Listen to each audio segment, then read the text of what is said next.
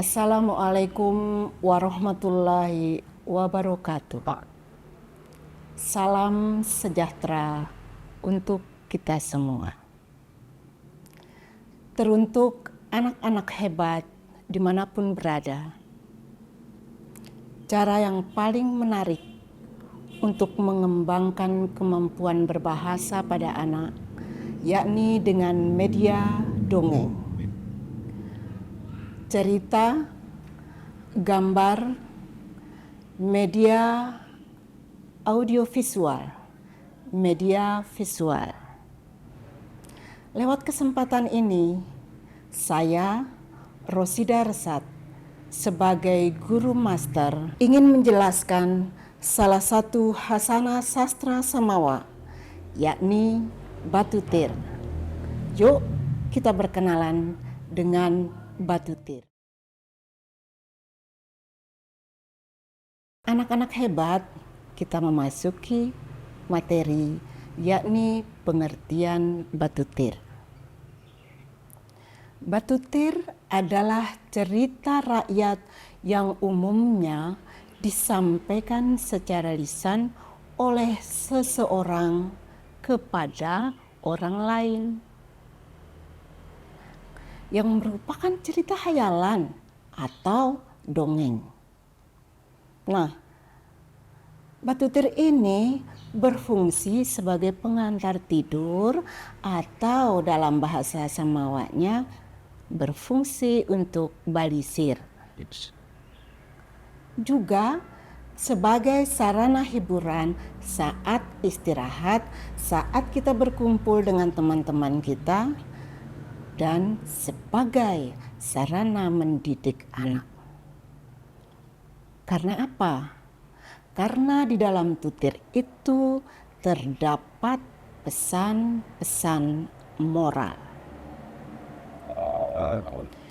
Menurut Profesor Dr. Dedi Supriyadi, bercerita adalah menuturkan sesuatu yang mengisahkan tentang perbuatan, pengalaman, atau suatu kejadian yang sungguh-sungguh terjadi maupun rekaan belaka. Selanjutnya kita masuk ke struktur tutir atau dongeng. Pada umumnya, karya sastra itu memiliki pendahuluan, isi, dan penutup. Demikian juga dengan dongeng. Dongeng memiliki pendahuluan, isi, dan penutup. Nah, di dalam pendahuluan itu terdapat pengantar cerita. Ketika kita mulai mendongeng, kita mulai berkenalan dengan tokoh dan mulai berkenalan dengan latar atau setting. Contohnya, misalnya cerita Batu Manga. Ada sopo keluarga, tedu pang sopo Bali. Ada Ina, ada Maming, ada anak, ada sanak suai. Wah, itu kita sudah berkenalan dengan tokoh di pendahuluannya, atau dikatakan juga orientasi. Kemudian yang kedua adalah isi. Di dalam isi menceritakan hal-hal yang penting dari dongeng yang isinya adalah urutan kejadian dari suatu peristiwa. Di dalam isi digambarkan bagaimana pelaku, bagaimana watak pelaku, di mana cerita itu terjadi, dan alur ceritanya bagaimana. Itu di dalam isi, dan ini sangat penting. Kemudian yang ketiga adalah penutup. Pada penutup atau bagian akhir cerita, ya, biasanya kita akan mengetahui apa pesan moral yang disampaikan oleh cerita tersebut, oleh tutir tersebut. Nanti kita akan bisa mengambil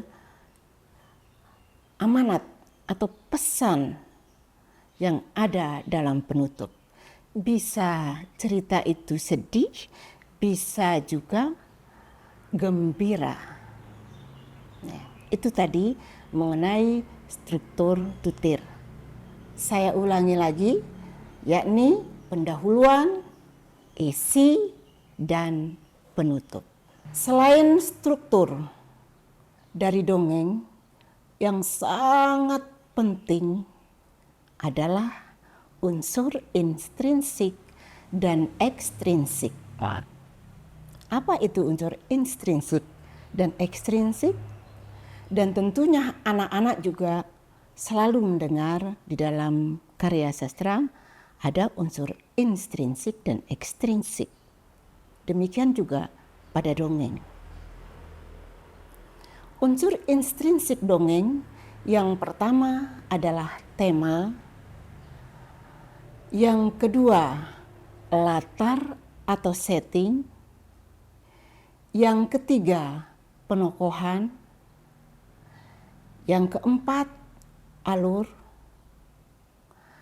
yang kelima sudut pandang atau point of view, yang kelima, yang keenam majas atau gaya bahasa, yang ketujuh pesan atau amanat. Sudah dengar dengan baik, bukan? Ya, saya pastikan anak-anak mengerti unsur intrinsik.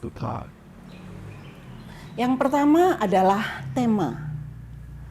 Pada saat seseorang mendongeng atau pada saat seseorang telah selesai mendongeng, kita akan mengambil satu intisari yang disebut dengan tema.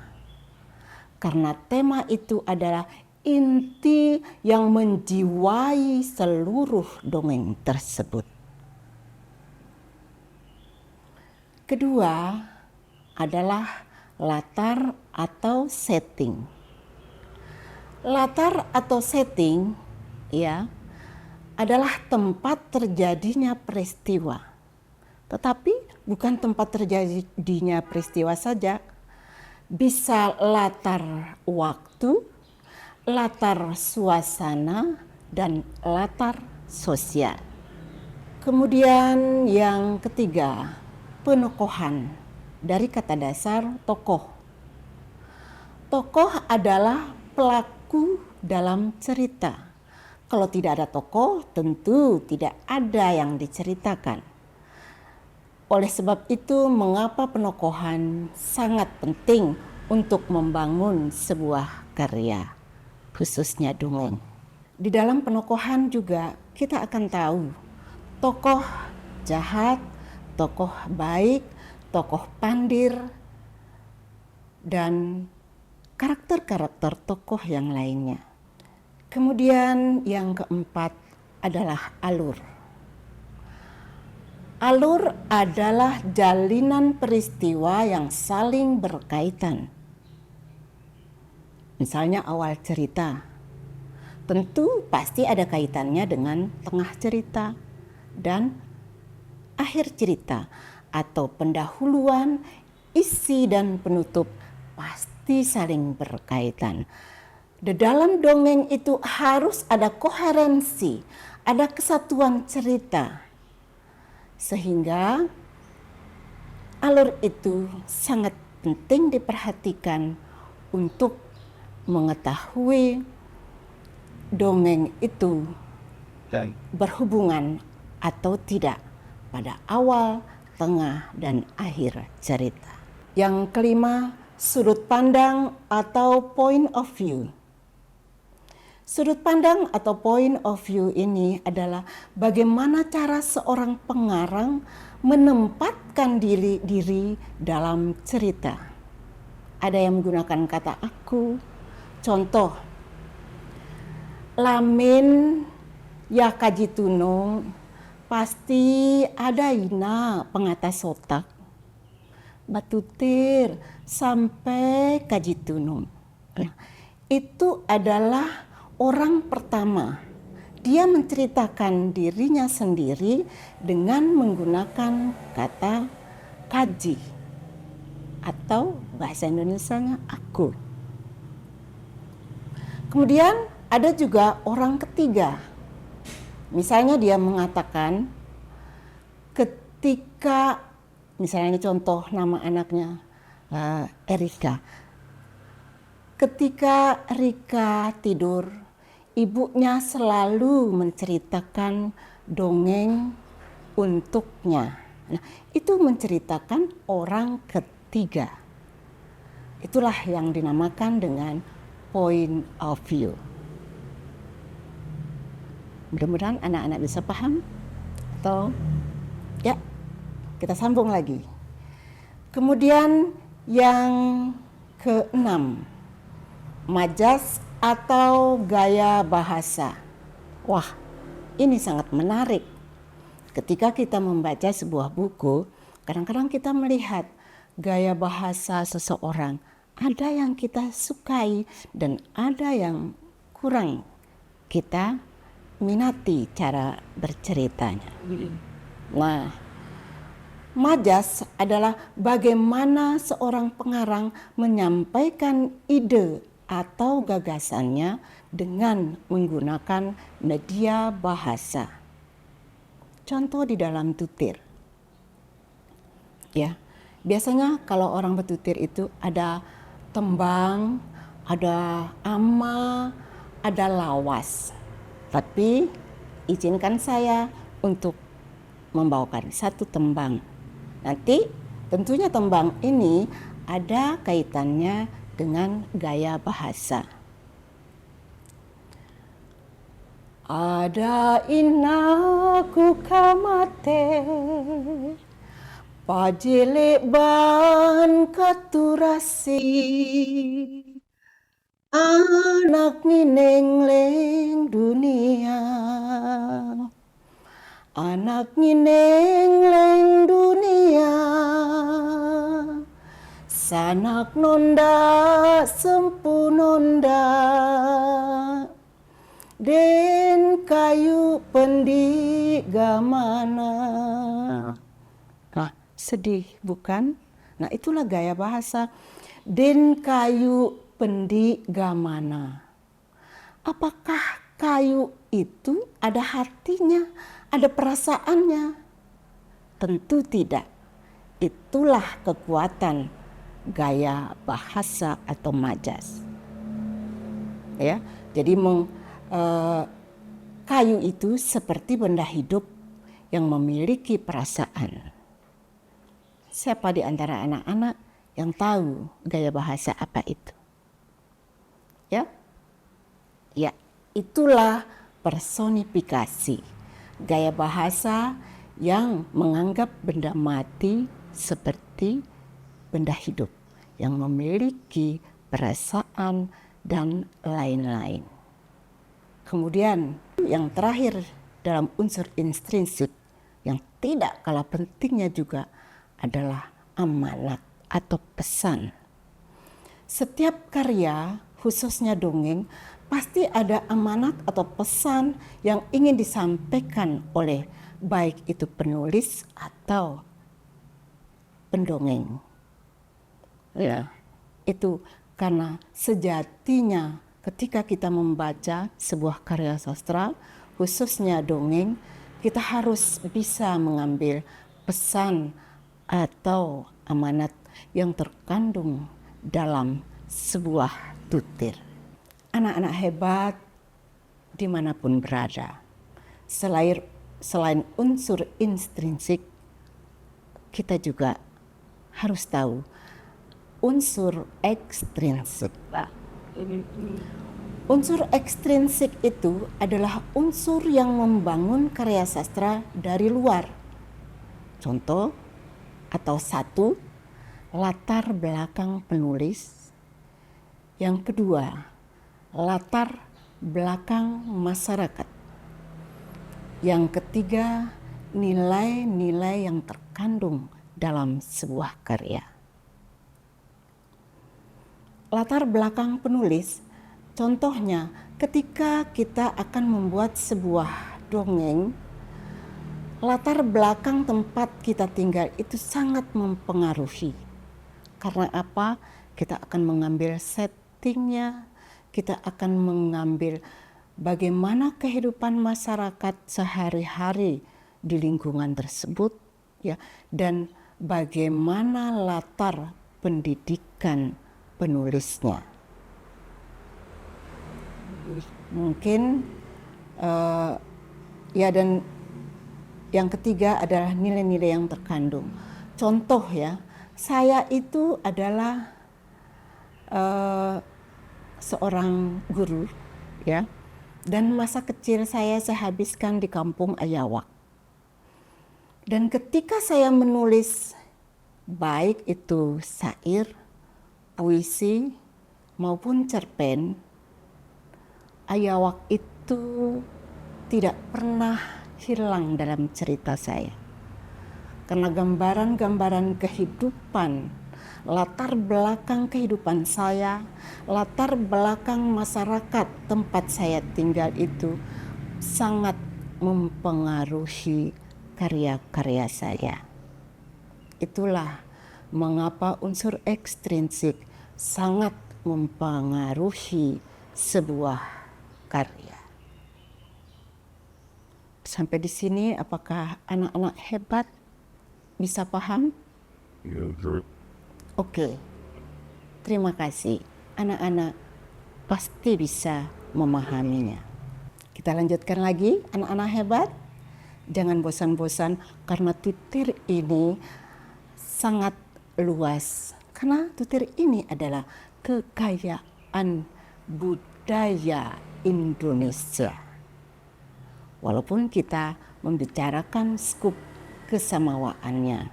Jenis tutur atau dongeng, ya, ada fabel, mite, sage, legenda, cerita jenaka, cerita pelipur lara. Kalau jenis fabel itu mungkin itu yang sangat, kalau pada zaman-zaman saya itu yang populer ya. Cerita Endi Putih dan Endi Kakura. Nah, itu adalah tokoh binatang yang diceritakan bersifat seperti manusia. Ya. Kemudian cerita jenaka. Cerita jenaka sudah kata dasarnya. Jenaka, lucu, ya. Dan itu akan menceritakan hal-hal yang lucu, menceritakan tokoh-tokoh pandir, ya. Misalnya Si Bonong, Marbat Buri, dan lain-lain. Kemudian cerita pelipur lara. Pelipur lara, ya. Tentu cerita pelipur lara ini adalah cerita-cerita yang bisa membangkitkan semangat para pendengarnya.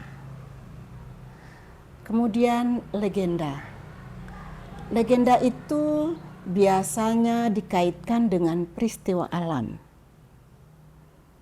Ya, contoh Tanjung Munangis. Konon ceritanya Tanjung Munangis itu sering ada suara-suara dan di sana ada batu. Maka diceritakan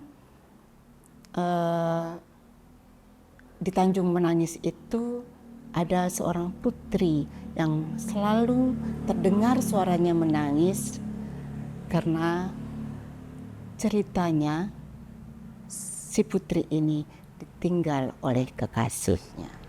Itu tadi jenis tutur. Semoga anak-anak tidak bosan dan masih mau mendengar apa yang Ibu jelaskan. Selanjutnya adalah ciri-ciri tutir atau dongeng. Sebuah tutir diangkat dengan menggunakan alur cerita yang sederhana.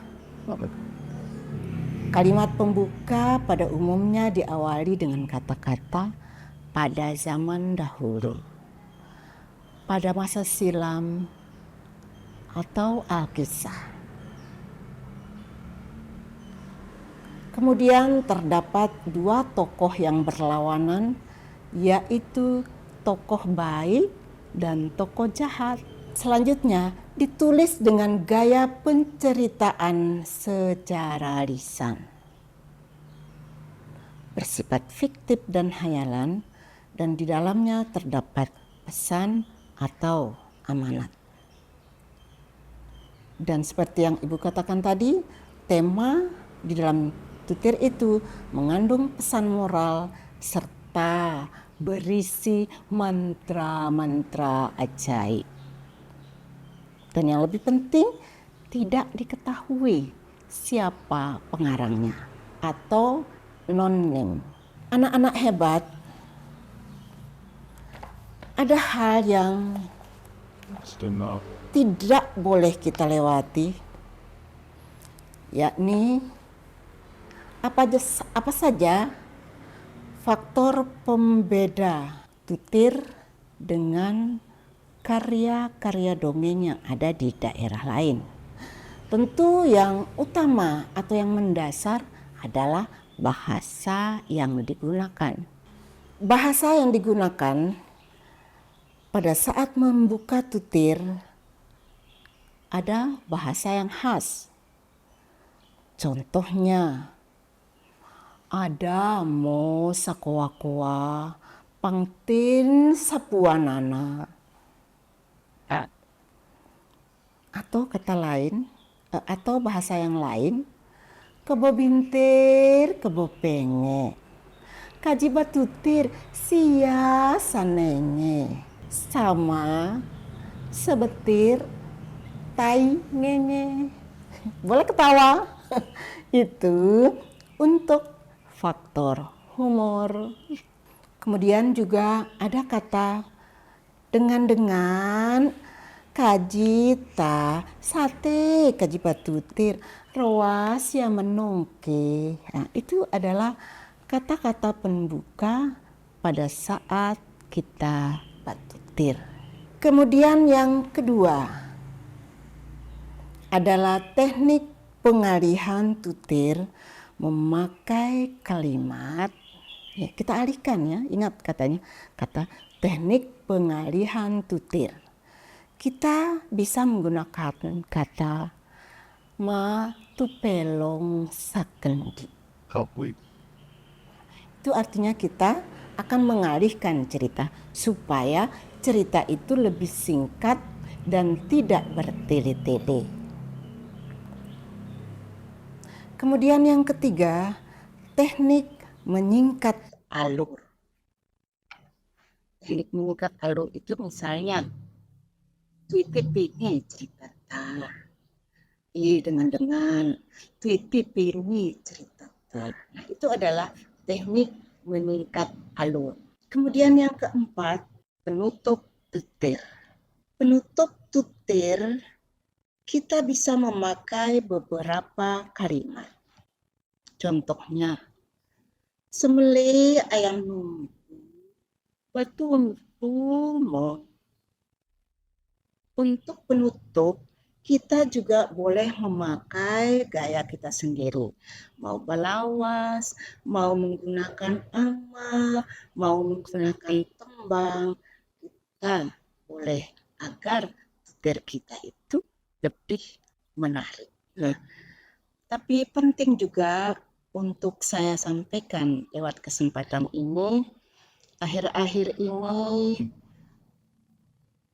anak-anak yang bertutir sudah jarang menggunakan lawas, ama, ataupun tembang.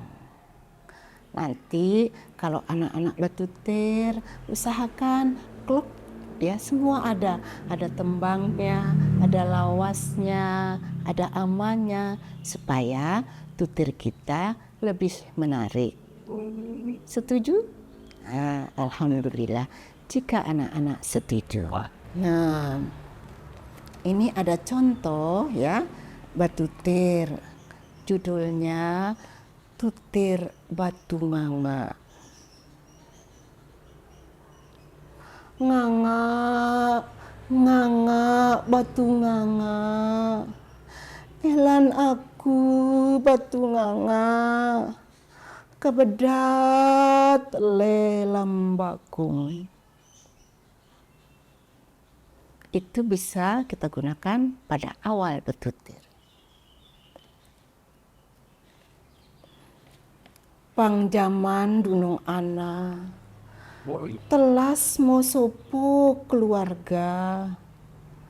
Ya Nancy ada Ina. Maming. Anak Rea ke anak Ode. Ketelas keluarga ta rara benar. Teruntung anu. Maming alo bawa olat. Alo buya kayu. Kaling ya jual tawa ketelas senganu-nganu. Itu salah satu contoh ketika kita membuka tutir. Dan nanti yang lebih bagusnya ketika kita khusus akan menjelaskan bagaimana cara bertutir yang baik. Anak-anak hebat, terima kasih waktu dan kesempatannya. Dan terima kasih jika anak-anak menonton penjelasan dari batutir ini. Mudah-mudahan pada kesempatan yang lain kita diberikan nikmat sehat untuk lebih memperluas wawasan kita tentang sastra Samawa, khususnya batutir. Demikian penjelasan saya tentang batutir. Anak-anak hebat dimanapun berada.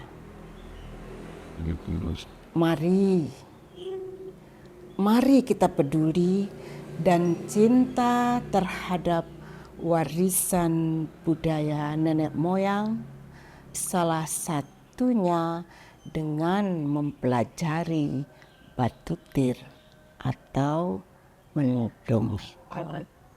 Karena di dalam batutir atau mendongeng kita akan tahu pesan-pesan atau amanat yang disampaikan dalam tutir dan bisa kita terapkan dalam kehidupan kita sehari-hari. Demikian dari saya, mohon maaf atas segala kekurangan dan keterbatasan saya. Wabillahi taufiq wal hidayah. Wassalamualaikum warahmatullahi wabarakatuh.